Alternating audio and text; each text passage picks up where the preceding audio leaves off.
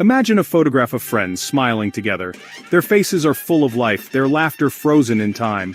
It's a simple moment, yet it captures the bonds and stories that connect us all. These images are more than just pictures. They are memories, proof that someone lived, loved, and belonged. Now picture their faces fading one by one until only a few remain. No trace of the missing, as if they never existed. The photograph becomes a puzzle with missing pieces, and the story it once told is suddenly incomplete. The absence is haunting, a silent void where lives once were. This is not a trick or a flaw, it's a deliberate act, erasure. Through careful manipulation, history itself is rewritten, and the evidence of a person's existence is methodically removed. It's a chilling reminder of how fragile our place in the world can be. In the Soviet Union under Joseph Stalin, this was a terrifying reality. The city streets bustled with life, but beneath the surface, fear and suspicion simmered. The regime's grip extended into every corner of society, shaping the very fabric of daily existence. Stalin's paranoia led to a campaign to erase not just lives but memories, removing people from history itself. Friends, colleagues, even family members could vanish overnight, their names and faces scrubbed from official records and public memory. A misplaced word or forgotten association could mean disappearance. People learned to guard their thoughts, to watch their words, and to be wary of even the most innocent connections. The boundaries of trust shrank, and suspicion became a way of life. Fear permeated daily life, neighbors distrusted neighbors, families kept secrets, and silence became survival. In communal apartments, whispers were dangerous, and even children learned to keep quiet. The walls themselves seemed to listen. The threat wasn't from outside, but from within. The midnight knock, the black car waiting outside. Every night brought the possibility of loss, as the secret police could come for anyone at any time, for reasons never explained. To be purged was to have your existence wiped clean, your legacy destroyed. Empty chairs at gatherings told silent stories of those who were no longer there, and photographs were altered to erase their presence. The state didn't just take your future, it stole your past. Family albums were torn, documents rewritten, and the very idea of who you were was erased. The pain of loss was compounded by the denial that you had ever existed at all. New narratives quickly filled the void, rewriting history to suit the regime. Propaganda became truth, and the official story was all that remained. The past was no longer a record of what happened, but a tool of control. This was more than death, it was the annihilation of identity. To be erased was to be condemned to oblivion, your story untold, your memory forbidden. It was a fate that haunted survivors and shaped generations. We look back not to sensationalize, but to understand how fear became a tool of power. By studying these stories, we see how easily truth can be manipulated, and how important it is to remember those who were silenced, and to remember those who were made to vanish from the photograph of humanity. Their absence is a warning, and their memory a call to resist the erasure of truth wherever it may occur. The Great Purge, also known as the Great Terror, was a brutal campaign of political repression that swept through the Soviet Union from 1936 to 1938.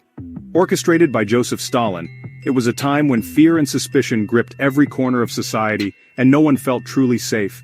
This was not a war fought on battlefields, but a silent conflict waged in the shadows, through whispers, secret files, and accusations that required no evidence. Neighbors, friends, and even family members could turn on each other, driven by fear or the hope of self-preservation. Stalin initiated the purge to eliminate anyone he perceived as a threat to his absolute power.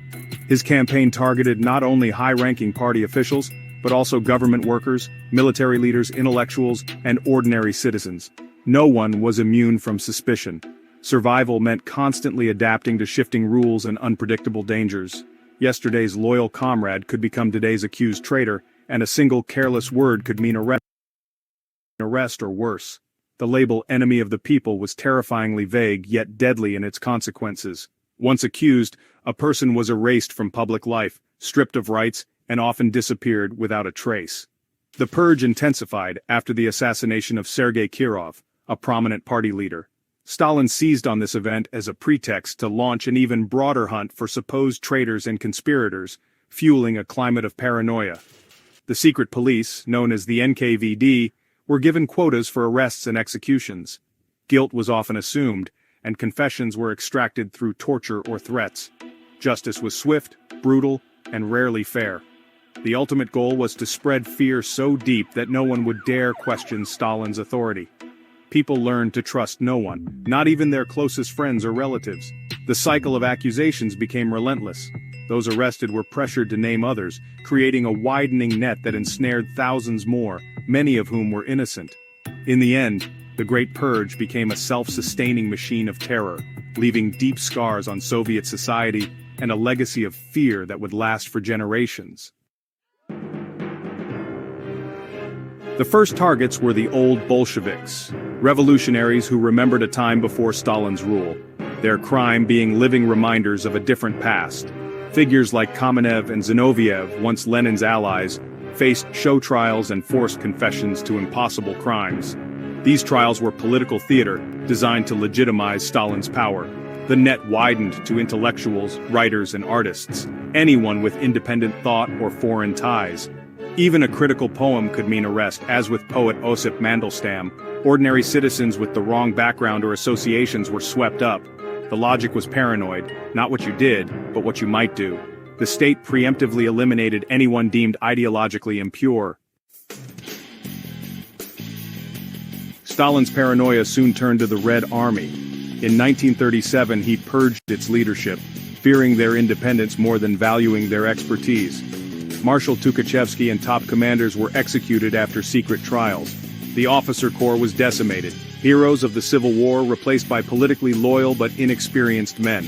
Tens of thousands were arrested, executed, or sent to the Gulag. The Red Army was left leaderless and vulnerable. When Nazi Germany invaded in 1941, the consequences were disastrous. Millions died or were captured, a direct result of Stalin's self-inflicted wounds. Paranoia had crippled the nation's defenses.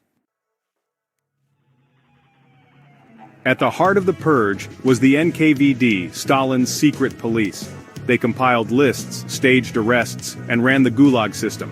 The sound of their Black Raven cars brought terror to entire neighborhoods. Arrests were sudden, often at night, leaving families in agonizing uncertainty. The NKVD encouraged citizens to denounce each other. Grudges and jealousy became deadly. Quotas for arrests meant finding enemies was a numbers game. Interrogations were brutal. Torture, sleep deprivation, threats against family. Confessions, no matter how absurd, were extracted and used as evidence. The system thrived on fear and suspicion, turning society against itself. The walls had ears. Trust evaporated. The machinery of terror was relentless and impersonal. Survival often meant betraying others, or yourself. The most prominent victims faced public show trials in Moscow. These were not real trials, but staged performances broadcast to the world. Old Bolsheviks confessed to elaborate, unbelievable crimes, broken by torture and promises their families might be spared. Prosecutor Vyshinsky hurled insults, and confessions were the only evidence. The trials justified the terror, painting Stalin as the nation's savior. By forcing rivals to confess, Stalin erased their history and replaced it with guilt. The spectacle sowed confusion and fear, making enemies seem everywhere. Opposition was not just crushed, it was rewritten as treason. The show trials were the ultimate display of Stalin's power over truth and memory. Most victims didn't face public trials. They vanished into the Gulag. The camps stretched across Siberia and beyond, designed for punishment and exploitation, not re-education. Prisoners worked in brutal conditions with impossible quotas and starvation rations. Disease, exhaustion, and exposure killed many. Medical care was almost non-existent. Identities were erased. Professors and peasants alike reduced to numbers. The Gulag's population swelled by millions. Mortality rates soared. Survivors like Solzhenitsyn and Shalamov later exposed these horrors to the world. Their stories are testaments to both human cruelty and resilience. The Great Purge left deep, unhealed scars on Soviet society, wounds that would shape the nation's destiny for decades to come. It was not just a political campaign, but a human tragedy on an unimaginable scale. Around 1.5 million people were arrested, nearly 700,000 executed in secret, often without trial or evidence. Each number represents a life cut short, a family torn apart, a future erased.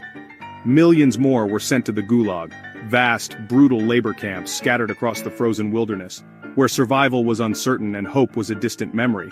The loss hollowed out a generation, leaving empty seats at dinner tables and classrooms, and shattering the trust that once bound neighbors and friends.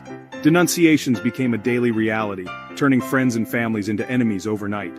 Fear of betrayal seeped into every conversation, every glance. Silence became a way of life. People learned to guard their words, to hide their thoughts, to trust no one, not even those closest to them. Creativity and innovation withered as leading minds. Scientists, writers, artists were purged or silenced. The nation's intellectual and cultural life was stifled, its progress halted. Families of the accused faced stigma, exile, and separation. Children were orphaned, wives imprisoned, and entire families marked as enemies of the state.